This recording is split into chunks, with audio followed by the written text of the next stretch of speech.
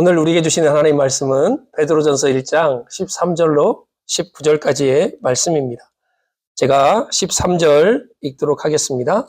그러므로 너희 마음의 허리를 동이고 근신하여 예수 그리스도께서 나타나실 때에 너희에게 가져다 주실 은혜를 온전히 바랄지어다.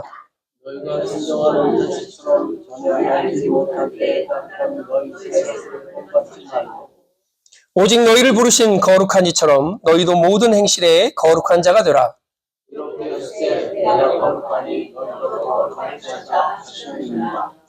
외모로 보시지 않고 각 사람의 행위대로 심판하시는 이를 너희가 아버지라 부른즉 너희가 나그네로 있을 때를 두려움으로 지내라. 너희가 영원한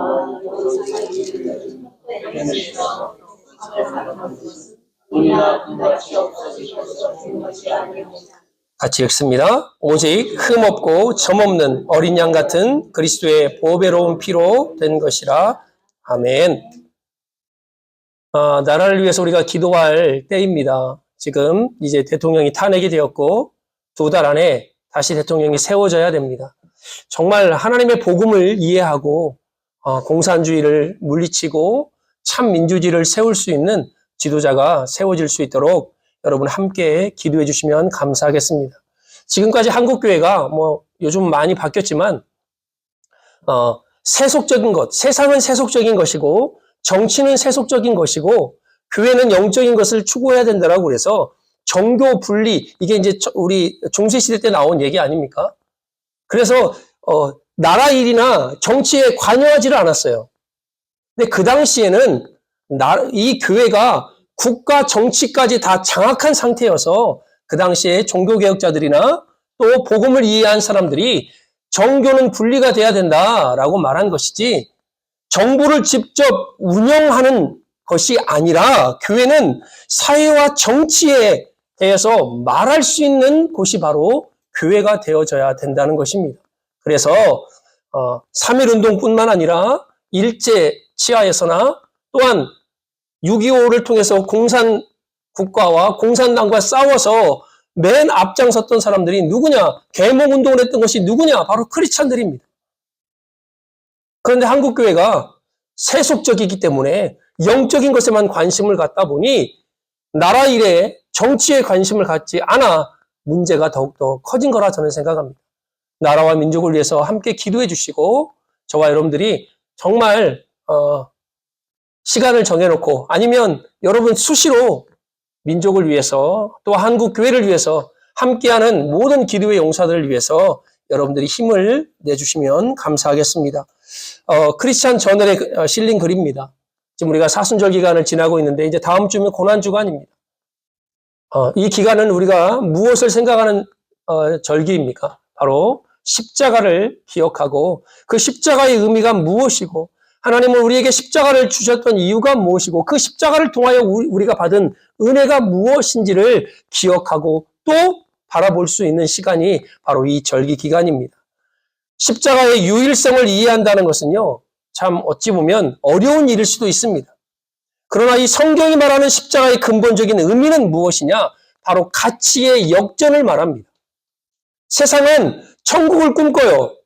영생과 구원을 바라봅니다. 그런데 인간의 본성이 높은 곳을 향해만 가기 때문에 이 십자가가 그 천국에 이르는 영생을 주는 것을 전혀 깨닫지는 못합니다. 낮고 천한 십자가, 그 복음을 제시하면 누가 좋아하겠습니까?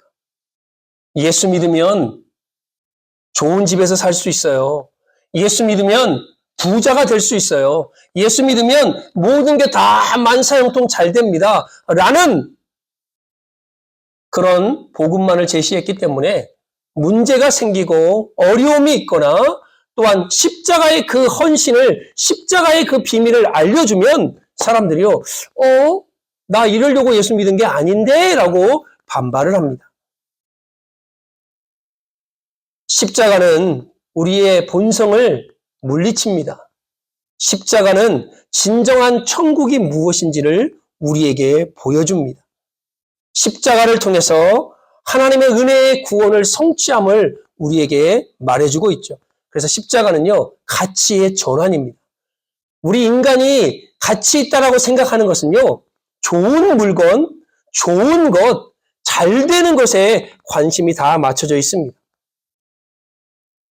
그래서 뭔가를 좋은 거를 갖고 차고 들고 다니고 뭔가를 나를 꾸며야만 됩니다. 그거 맞는 얘기예요. 왜? 그게 인간의 본성이기 때문에. 그러나 십자가는 그런 것들을 우리에게 제시하지 않습니다.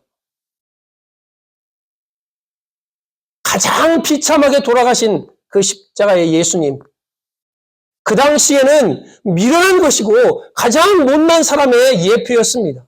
그런데 그 십자가를 들이밀어요. 이 십자가에 죽으신 예수 그리스도를 믿으면 너희가 구원을 받는다. 이게 그 당시에는요, 헬라인이나 유대인이요, 이해하지 못하는 복음이었습니다. 뭔가가 높아지고 뭔가가 이름이 드러나고 누군가에 의해서 누군가를 통해서 내가 잘 나가야 되는데 십자가는 그 모든 것들을 다 밑으로 내려오게 하고 낮아지고 섬기고 겸손하라는 메시지를 우리에게 전해주고 있죠. 고난과 멸시와 어리석음과 핍박과 비천함의 대명사였던 이 십자가를 예수님이 지셨다는 것입니다. 마태복음 5장에 우리 팔복에 대해서 설교를 들었습니다. 이걸 조금만 바꿔보면, 십자가로 바꿔보면 부자가 아니라 가난한 자가 천국에 들어간다라고 기록하고 있죠. 기뻐하는 자가 아니라 애통하는 자가 하나님 앞에 복이 있다라고 팔복은 말씀합니다. 강하고 담대한 자가 아니라 온유한 자가 천국을 상속받을 거라 말합니다. 배부른 자가 아니라 배고픈 자가 하나님 앞에 복이 있다라고 말씀합니다. 아까 제 지갑을 제가 모르고 저 위에다 올려놨어요. 그랬더니 이거 누구 지갑이에요? 우리 아내가 이거 목사님 지갑 아니에요? 그래서 아유 그냥 내비둬요. 지갑 열어보고 돈 없으면 누가 돈 넣을 수 있는데 왜 그걸 말해가지고 내가 그랬더니 그것 때문에 좀 웃었습니다. 그 가난함이 아니라 지갑을 열어 돈이 없어서 가난하고 먹을 게 없어서 가난함이 아니라 정말 철저하게 십자가를 향한 영적인 메시지입니다. 부자가 아니라 심령이 가난한 자는 하나님이 복이 있을 거라고 말씀하지 않나요? 기뻐하는 자가 아니라 영적으로 애통하는 자, 나라와 민족을 위해서, 영혼을 위해서, 교회를 위해서 애통하는 자가 복이 있다라고 말합니다. 강하고 힘센 사람이 세상에서는 이거지만 예수님은 온유한 자가 되래요. 그러면 천국이 너희 것임이라 말씀합니다. 배부른 자가 아니라, 그래서 지금 오늘부터 또 금식하고 막 이러는 게 아니라 그 배부름이 아니라 영적으로 정말 줄이고 목마른 자가 하나님 앞에 복이 있다라고 말합니다. 그런데 이 모든 것이 다 어디로 통과되고 있습니까? 십자가를 통해서 이 모든 것들이 이루어지고 있다는 사실입니다. 높은 곳이 아니라 낮은 곳을 찾아가는 사람. 존귀함이 아니라 겸손한 자리로 낮아지는 사람. 바로 그 사람을 하나님께서 높이겠다고 말합니다. 이게 바로 십자가를 알고 있는 우리에게 가치의 전환인 것입니다. 아하! 낮아지고 겸허해지고 비천해지고 사람들로부터 손가락질을 받는 저 십자가를 내가 붙잡았더니 하나님이 나를 높이시고 나를 세우시고 나를 강하게 하시고 나를 배부르게 하시고 나에게 영적인 새로운 기쁨을 주시는구나. 이게 십자가 안에 있는 하나님의 비밀인 것입니다. 오늘 베드로는 본문을 통해서 이렇게 말씀합니다. 예수 그리스도를 희생당한 어린 양으로 묘사합니다. 그리고 오늘 이 글을 읽는 사람들에게 대속함을 받았다라고 말씀합니다. 여러분, 이 대속함은 묶여있는 데서 이렇게 풀려나는 것이 아니라 법적인 속박에서 풀려났다는 의미입니다. 어떤 의미입니까? 우리는 법적으로 이미 죽은 사람들입니다. 아담의 후손은 모든 사람들이 죄를 범하였음에 하나님의 영광에 이르지 못하다라고 성경은 기록하고 있어요. 제가 말씀드렸죠. 죄의 싹은 뭐라고요? 로마서 6장에 사망입니다. 다 죽게 돼 있어요. 그래서 저와 여러분은 죽는 거예요. 히브리서 9장 27절의 말씀처럼 한 번 죽는 것은요, 사람에게 정한 것이라 말씀합니다. 제가 몇 주 전에 예언했잖아요. 100년 뒤에 이 자리에 살아남을 사람 아무도 없다고. 그 법적인 죽음에서 죄로 인해서 너는 죄인이라고 낙인 찍혔던 그 낙인에서 오늘 베드로는 말합니다. 그 대속함에서 너희가 풀려났다. 이유는 어린 양의 피, 보배로운 그리스도의 피로 말미암아 우리가 해방되었다라고 말씀합니다. 베드로는 오늘 이 글을 읽는 자들에게 헛된 행실이라고 말합니다. 그 헛된 행실에서 너희가 구속을 받았고 너희가 해방을 받았다라고 말합니다. 여러분, 헛된 행실은요, 죄인들이 살아가는 삶의 방식입니다. 왜 하나님은 죄인들의 삶의 방식을 헛된 방식이라고 말할까요? 왜 헛것이다, 잘못됐다라고 말할까요? 죄인은 하나님을 바라보지 않기 때문입니다. 하나님께 합당한 자리도 내어드릴 뿐만 아니라 자신들의 모든 생활 방식에서 하나님 없이 살아가기 때문에, 그래서 시편 기자는 이렇게 말씀하잖아요. 어리석은 자는 그 마음에 이르기를 하나님이 없다 하도다. 마지막 때를 바라보지도 않습니다. 제가 요즘 왜 계속해서 이렇게 결산 얘기, 마지막 때를 얘기하냐면 곧 와요. 우리에게.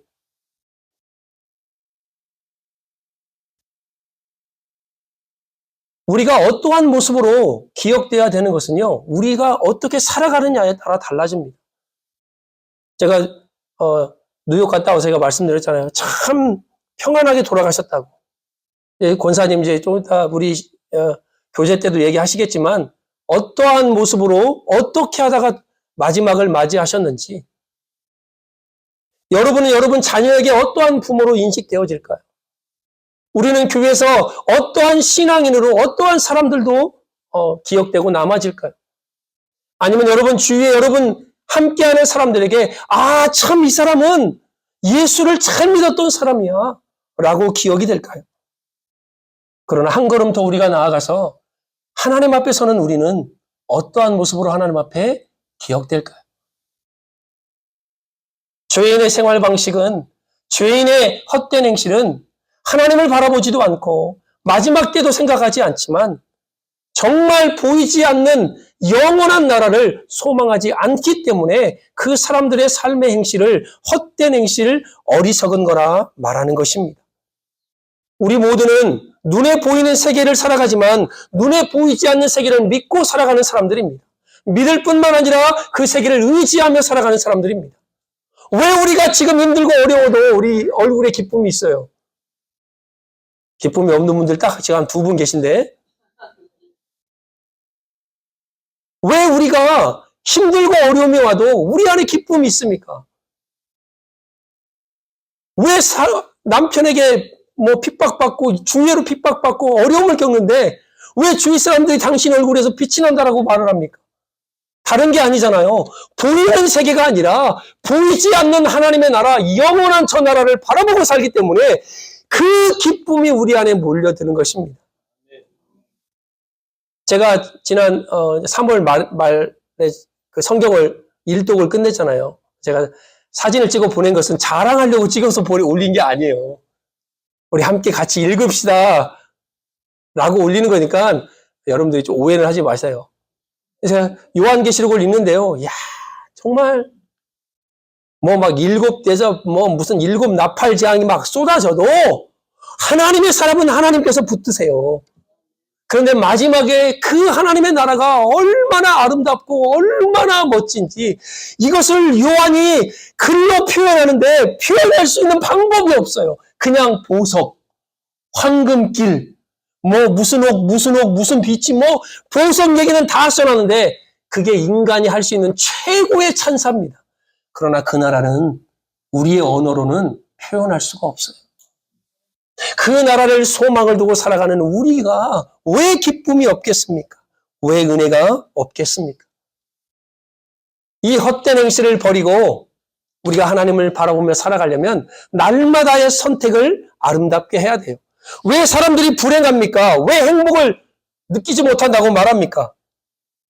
행복은 불행이 없어서 행복한 게 아니에요. 여러분, 뭐, 불행할 일이 아무도 없습니까? 행복한 사람을 자세히 보세요. 늘 웃음이 있고 기쁨 있는 사람들을 주목해 보세요. 그 사람이 불행이 없어서 행복한 게 아니라 그 불행을 잘 다룰 줄 알기 때문에 행복한 것입니다. 이 말은요, 믿음의 사람들이 이 말씀을 잘 적용을 해야 돼요. 막 그 우거지상으로 막 세상 모든 고뇌를 다 뒤집어 쓰고 막 건들면 죽어, 건달이야. 달라들어, 건들면 달라들어. 그래서 건달이래요. 건들면 달라들어서. 그러니까 영적 건달이 돼가지고 막 누군지 다 막 건들기만 해. 그러면 내가 그냥 가서 그냥 이렇게 막 오기를 갖고 살아요, 막. 그러니 얼굴에 기쁨이 있겠습니까? 그 얼굴을 보고 누가 예수를 믿겠냐고요. 불행이 없어서 행복한 게 아니에요. 어떤 사람은요, 저 사람은 내가 봐도 참 일이 안 풀리고 꼬이고 참 저렇게 답답한데 왜 저렇게 기쁠까? 이런 사람들이 있잖아요. 이유가 뭘까요?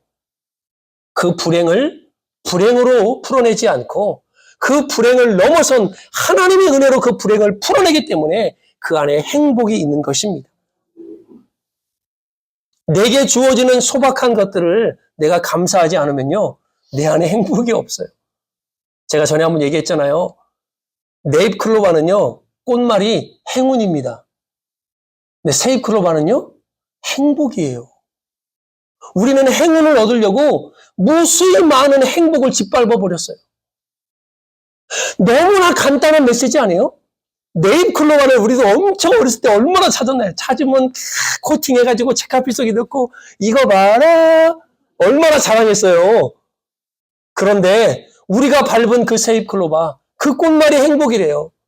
일확천금을 얻으려고요. 가장 소중한 것들, 가장 행복한 것들을 우리는 무수히 더 짓밟고 살아가고 있습니다. 하나님 앞에 감사하세요. 주님, 나에게 생명 주심을 감사합니다. 하나님, 나에게 귀한 가정을 주심을 감사합니다. 나에게 이런 자녀를 주심을 감사합니다. 지금 나에게 이런 좋은 교회를 주심을 감사합니다. 나와 함께 할 수 있는 믿음의 동역자를 붙여주심을 감사합니다.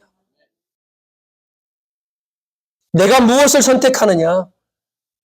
그 결과는 여러분의 몫입니다. 내가 생명을 선택했다면 생명의 열매가 여러분에게 맺을 것이고 여러분이 저주를 선택했다면 그 저주의 열매가 여러분에게 맺힐 것입니다. 육체의 열매는요, 썩어질 것을 거둬요. 그러나 성령의 열매는 그 성령을 통하여 영생을 거둔다라고 갈라디아서는 우리에게 말씀하고 있습니다. 죄인 대 삶의 방식에서 해방되기를 원한다면 오늘 본문의 말씀처럼 은이나 금같이 없어질 것으로 된 것이 아니요 오직 흠없고 점없는 어린 양 같은 그리스도의 보배로운 피로 된 것이라 우리에게 말씀하고 있습니다. 오늘 요즘 그 막 이슈가 되고 있는 것들은 뭐냐? 영원한 예수 믿으면 한 번 믿으면 영원히 구원받는다. 예수 믿으면 영원한 구원이다. 내가 무엇을 하든지 간에. 자, 이게 하나가 있고요. 또 하나는 예수를 믿었지만 내가 내 믿음을 지키지 않으면 영생은 없다. 이 이슈가 수백 년 전이나 지금이나 뜨거운 감자입니다. 여러분 잘 들으세요. 성경을 보면 이 두 가지가 다 맞습니다. 근데 첫 번째, 예수를 믿으면 영원한 구원이다. 이 말은 내가 어떻게 살아가는지를 올바르게 살아가는 그 결과가 있을 때 이거를 말하는 거예요. 성경 역시. 그러니까 이 둘이 다 맞아요. 그런데 이 중간을 빼버리면 안 된다는 것입니다. 오늘 본문 보세요. 뭐라고 말하냐면 그러므로 너희 마음의 허리를 동이고 근신하여 예수 그리스도께서 나타나실 때 너희에게 가져다 주실 은혜를 온전히 바랄지어다. 근신하고 깨어 있으라는 거예요. 이 말은 무슨 말입니까? 정신 차리라는 거예요. 예수 잘 믿으라는 것입니다. 어떤 조금 급진적인 복음주의자들은 이렇게 말해요. 나 예수 믿었어? 내가 무슨 짓을 해도 나는 구원받아. 그러니까 막 살아요, 막 살아.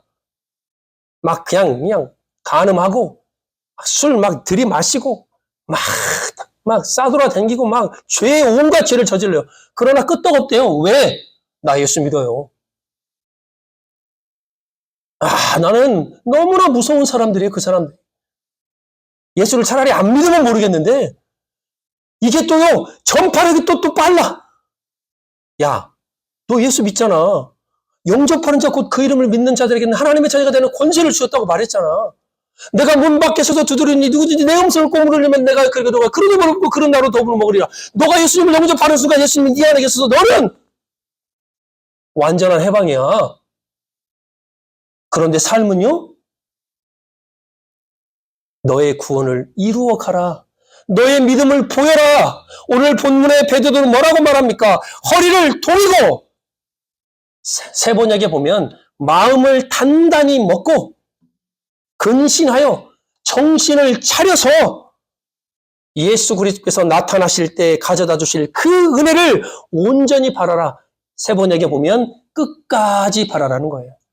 여러분, 우리는 예수 믿으면 구원 받습니다. 영원한 생명이 있습니다. 그러나 중요한 것은 그 생명을, 그 영원한 구원을 우리가 이루어 가야 되는 거예요. 내가 그것을 지키며 인내하며 그것들을 만들어 가야 되는 것입니다. 착각의 복음을 우리에게 심으면 안 돼요.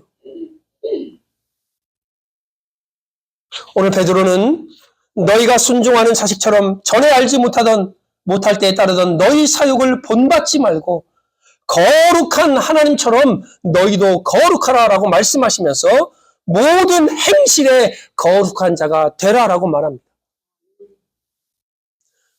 김창옥 교수가 우리 인간의 언어에는 4가지 언어가 있대요. 그 첫 번째 언어가 뭐냐? 언어학적으로 가장 효과가 떨어지는 잔소리가 있대요. 이 잔소리는 맞는 말인데 기분 나쁘대요. 우리 어머니들 잘하잖아요. 맞는 말인데 기분 나쁜 게 잔소리래요. 두 번째로는 데이터 같은 말이래요. 아무런 감정 없이 그냥 정보 지식만 전달하는. 세 번째 언어가 감수성의 언어래요. 그러니까 이제 우리 변호사님, 우리 장로님하고 같이 반일도 하고 뭐 또 하잖아요. 그러면 우리 장로님이 우리 권사님한테 나는 참 부인을 잘 얻었어.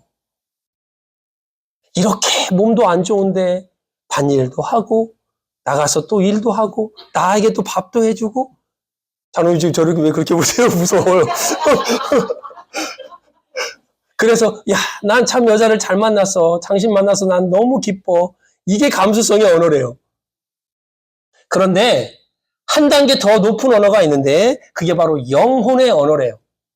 근데 이 영혼의 언어는 저도 좀 그래요. 이런 말을 잘 못해요. 나는 자기 만나서 참 행복해. 나는 참 멋진 여자를 만난 것 같아.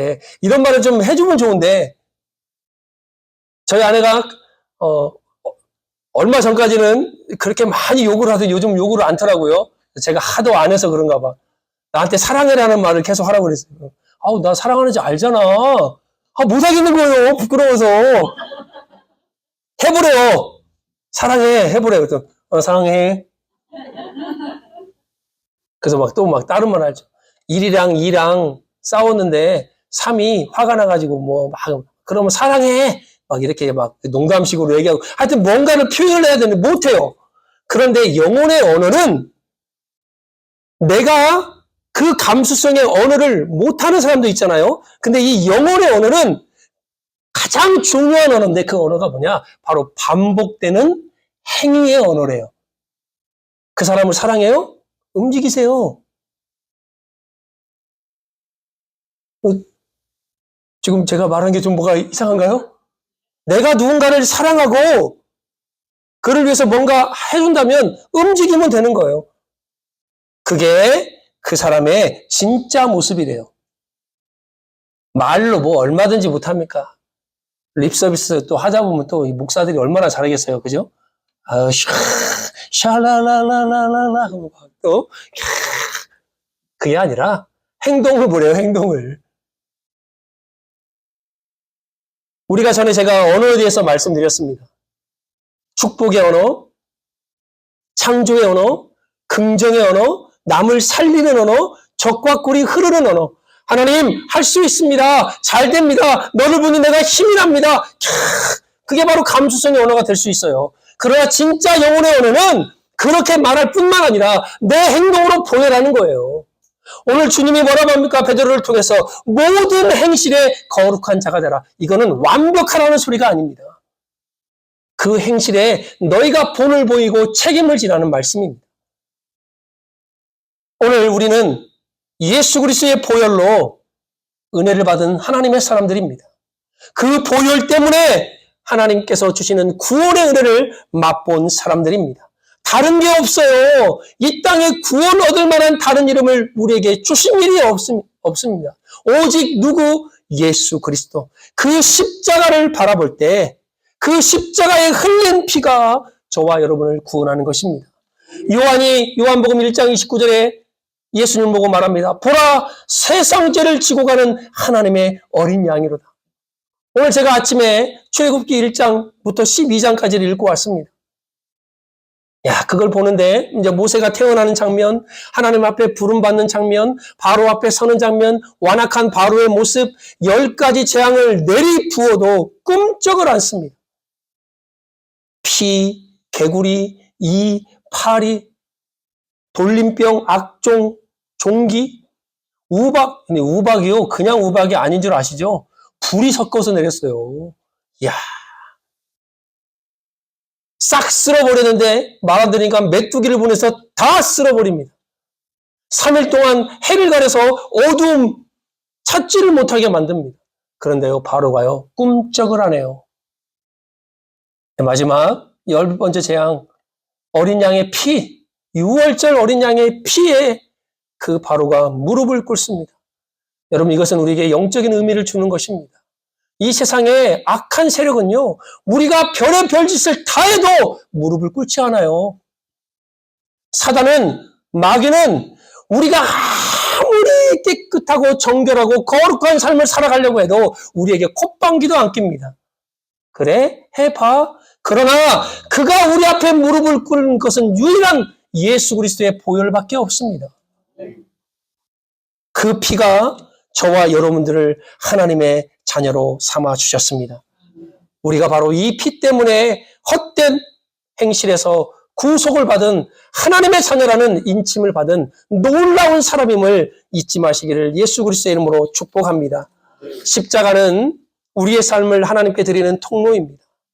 십자가는 마지막 때를 알며 생활하게 하는 지혜입니다. 십자가는 보이지 않는 진짜 세계를 바라보게 합니다. 십자가는 생명과 복을 선택하게 하는 나침판입니다.